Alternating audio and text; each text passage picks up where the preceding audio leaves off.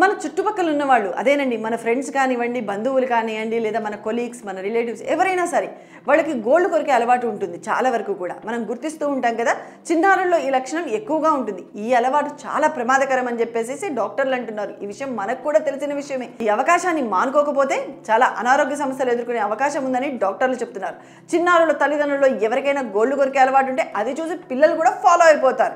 పెద్దవారిలో కొందరు ఏదో ఆలోచిస్తున్నప్పుడు, డిప్రెషన్లో ఉన్నప్పుడు, భయపడుతున్నప్పుడు, ఇతరులపై కోపంగా ఉన్నప్పుడు లేదా ఆకలేస్తున్నా గోళ్ళు కొరుకుతూ ఉంటారు. ఇలా చేయడం వల్ల గోళ్ళల్లో చేరినటువంటి బ్యాక్టీరియా మొత్తం కూడా నోటిలోకి వెళ్ళిపోయి కడుపులోకి ప్రవేశించి జీర్ణ వ్యవస్థను పనితీరుపై ప్రభావం చూపుతుంది. ఈ విషయం అయితే తెలుసు కదా నీకు.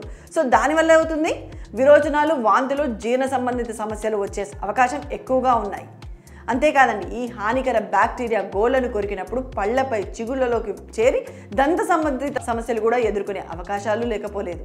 అలాగే శరీరంలో కొన్ని రకాలకు ఇన్ఫెక్షన్లు అవకాశం కల్పిస్తుంది. అందుకే చిన్నారులకు గోళ్లు కొరికే అలవాటు ఉంటే మాత్రం వెంటనే మానిపించేటట్టుగా చూడండి.